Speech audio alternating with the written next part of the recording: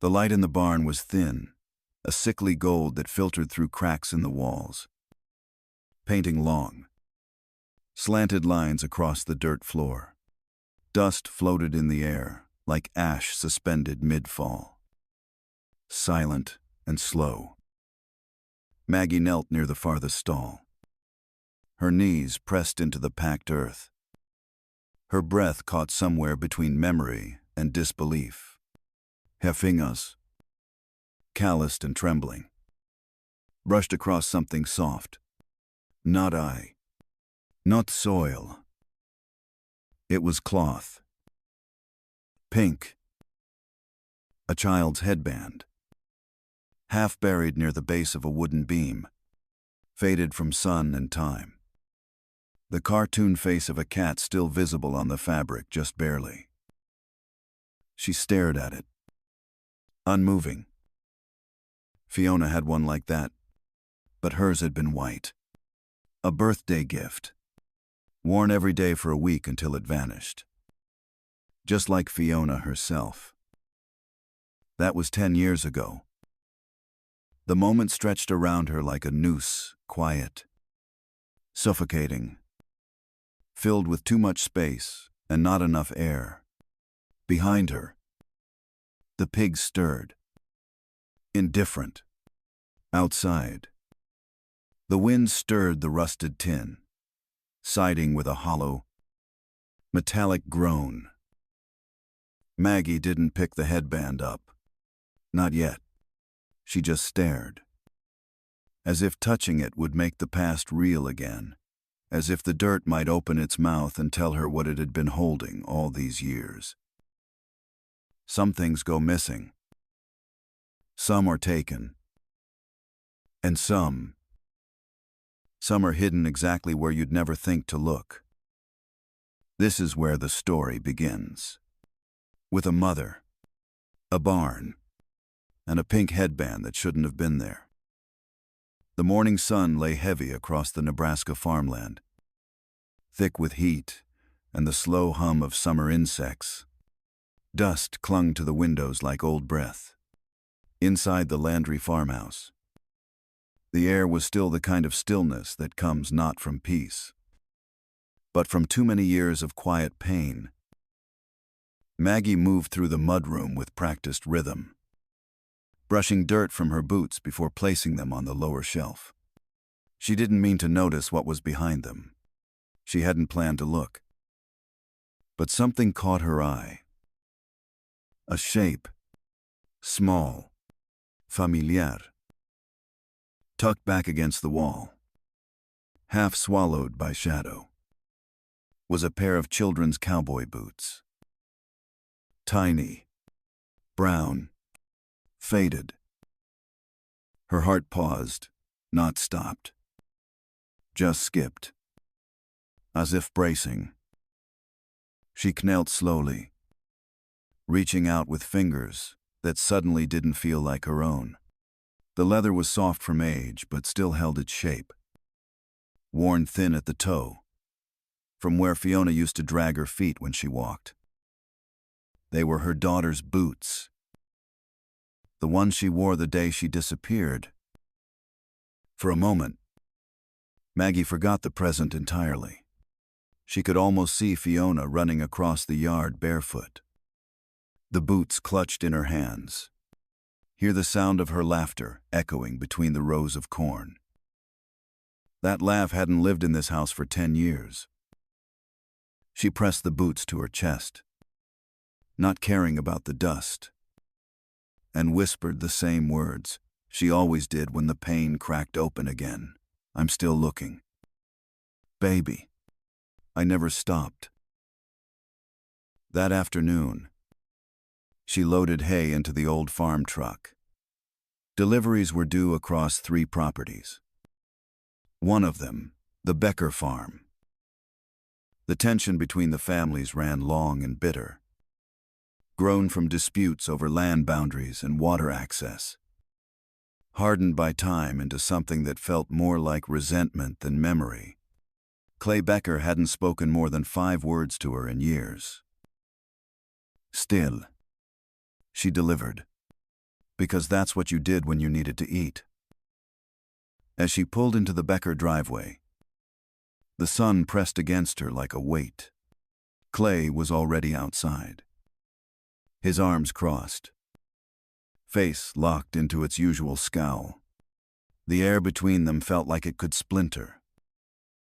They unloaded the hay in silence, stacking it inside the old barn with practiced distance. Maggie kept her eyes down, but just as she turned to leave, a sudden burst of squealing broke the moment. A pig, small and pink, darted from the side of the barn, hoofs kicking up dust in a frenzied zigzag. Instinct overrode hesitation. Maggie dropped the tailgate and gave chase, her boots pounding across the yard. The pig darted toward a second barn, one she didn't remember ever seeing open. The door creaked when she pushed it. Inside, the light was dim, and the smell heavier. She stepped cautiously onto the dirt floor, the pig already rooting in a pile of straw near the back. Pens lined both walls, some filled, others empty. Her breath caught in her throat as she adjusted to the shadows. And then she saw it.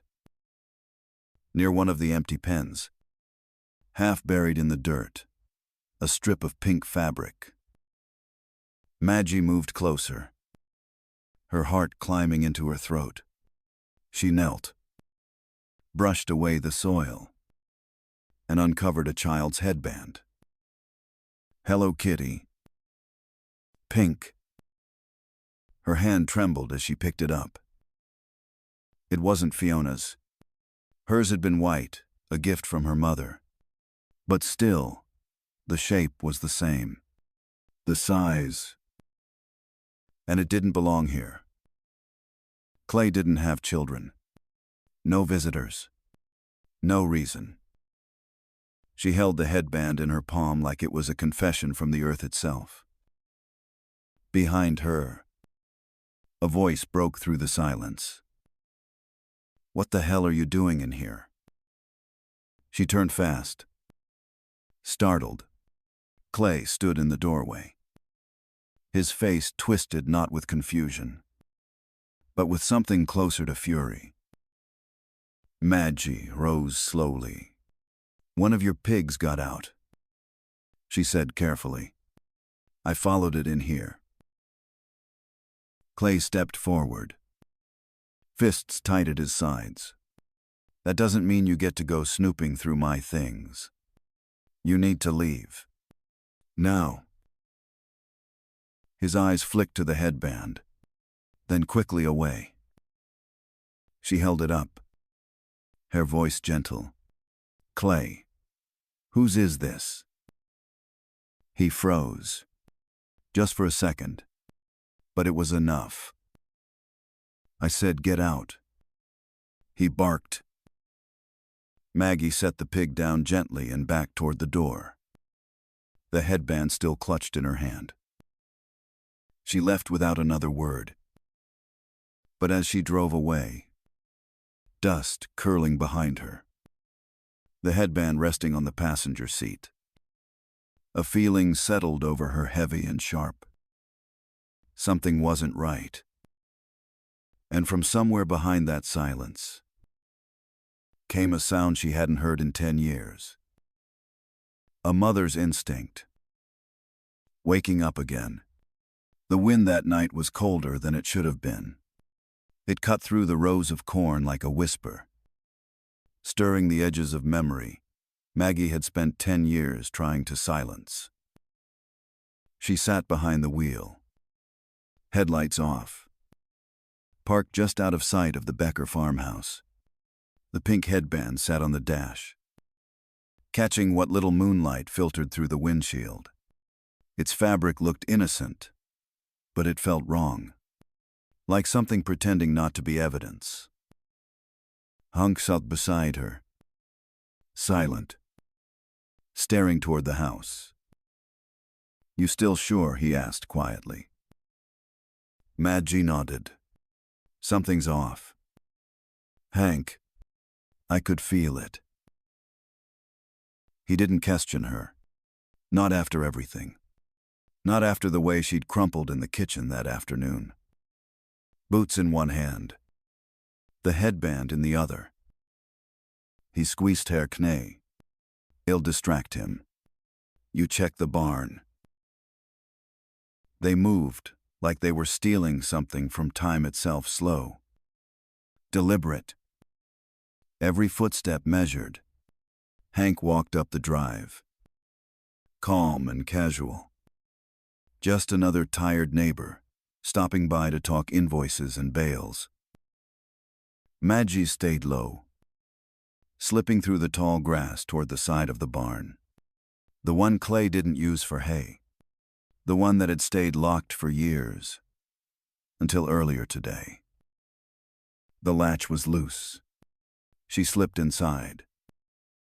It was darker than before. The stale air thick with something that clung to her skin, rot. Maybe. Or fear. She moved past the first row of pens. Then another. Nothing but shadows and snorting pigs and straw thick with waste. But as she reached the far end, something shifted. A sound. Not animal. Not wind. Help. I'm here. A voice. So faint it could have been imagined. But Maggie didn't imagine Fiona's voice. She knew it, even buried under 10 years of silence. She followed it like a thread, hands trembling as she passed the last stall. There, tucked in a corner behind a wall of fencing, was a pen she hadn't seen before. Smaller, rusted shut. And inside, a girl. Filthy, thin, one arm chained to the wall. Her face was streaked with dirt and fear. Her hair matted, and red clung to her cheeks in tangles. Maggie dropped to her knees, hands shaking so hard she could barely unclip her phone. She pressed the emergency call and whispered into the receiver. I found her. I think I found Fiona. Please, send help. She stayed low, speaking to the girl softly, her voice barely above breath. Sweetheart, I'm not here to hurt you. My name is Maggie. I'm going to get you out. You're safe now. Okay. But the girl didn't move. She just stared. Wide-eyed. Silent. She didn't say her name. She didn't have to. Maggie's knees were soaked from the floor. Her palms pressed white against the ground. And still, she couldn't stop shaking. Fiona, she whispered. The name like a prayer. Fiona. It's me. Outside. Tires screeched against gravel. Voices rose. Shouting. Maggie didn't turn. Even as the barn doors burst open and flashlights swung through the dark, even as officers rushed in, weapons drawn, she didn't move. Because this was the moment. Not the rescue. Not the evidence. Just a mother on her knees in the dirt. Finally face to face with what the world told her she'd never find. A child. A truth. A piece of her. Lost, now trembling. Breathing. And real. She didn't care that Fiona didn't recognize her. She would. In time. But for now, the girl was safe. And Clay Becker was not. He'd run. Briefly. Tried to disappear into the trees. But he didn't make it far. They tackled him near the west fence. The same one that once marked the line between neighbors. Now it marked something else.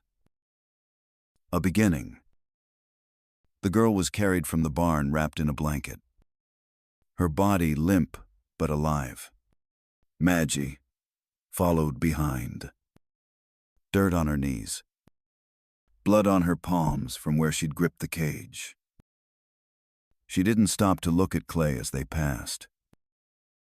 But she didn't need to. She'd already seen everything she needed to. And what came next didn't feel real at first. The hospital lights were too bright. They flickered softly in the hallway above Maggie's head, buzzing just loud enough to remind her that nothing here was silent, not the air, not the ache in her chest, and certainly not the thoughts unraveling behind her eyes.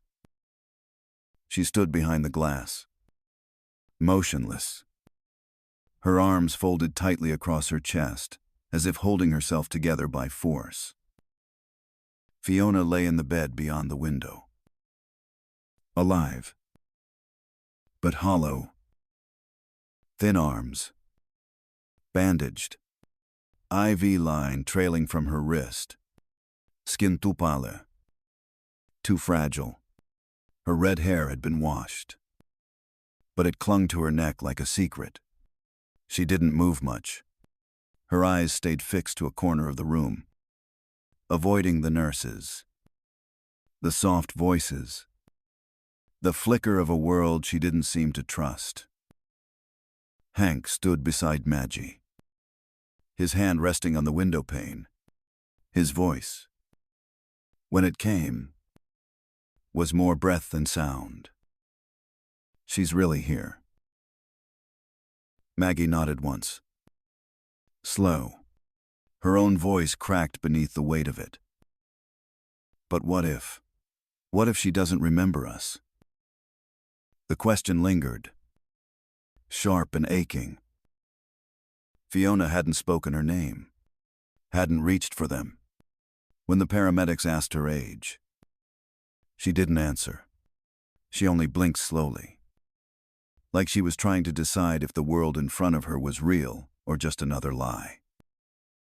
They'd brought her body home, but her mind was still somewhere else. Down the hall, the officers moved in and out of a conference room.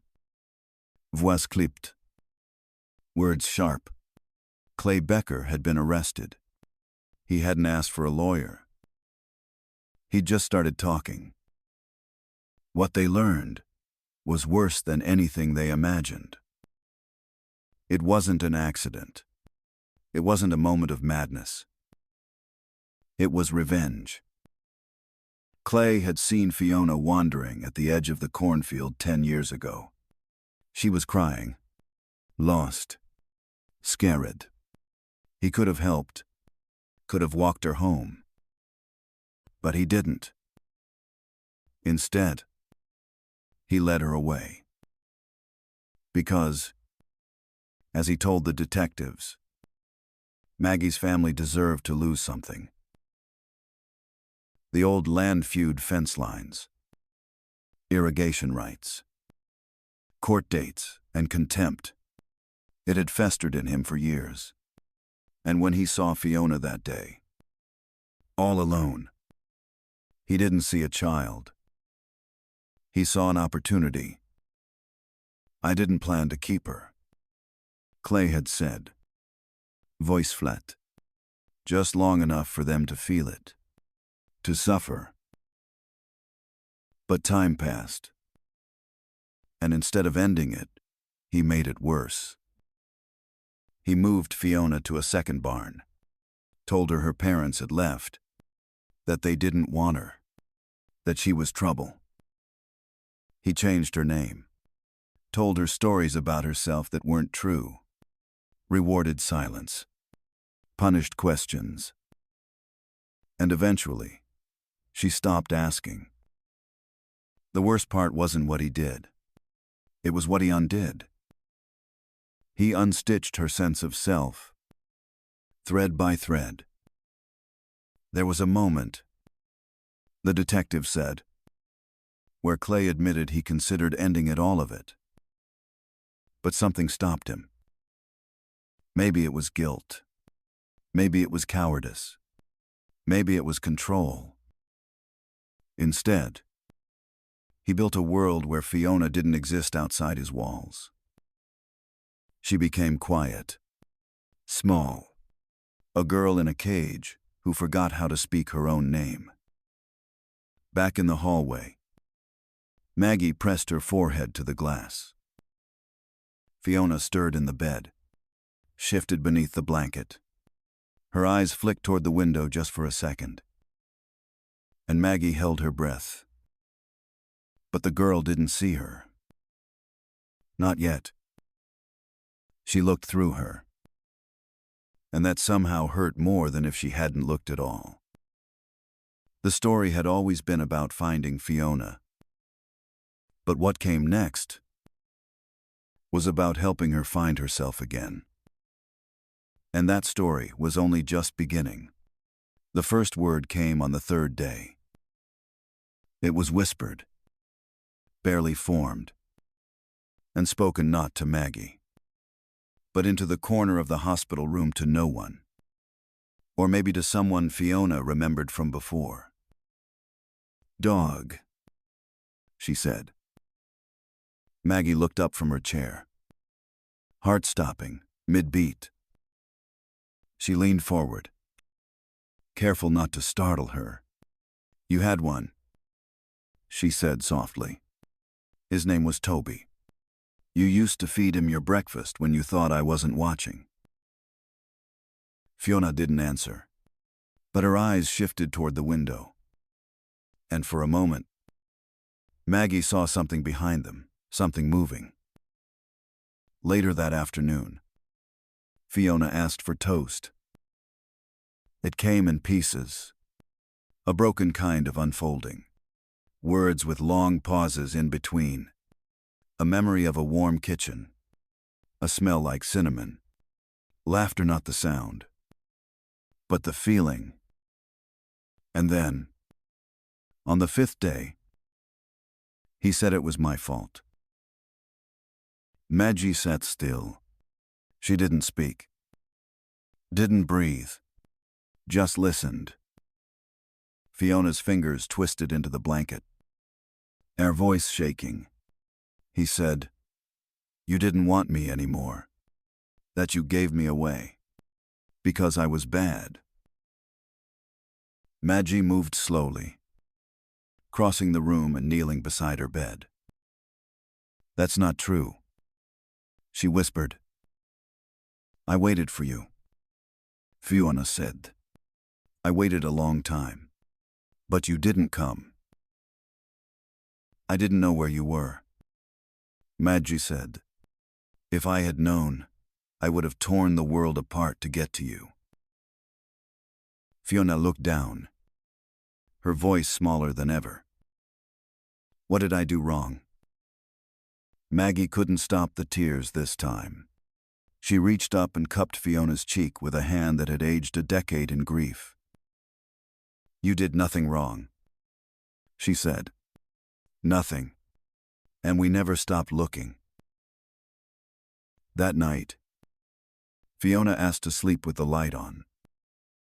The next morning, she let Maggie brush her hair. It was slow.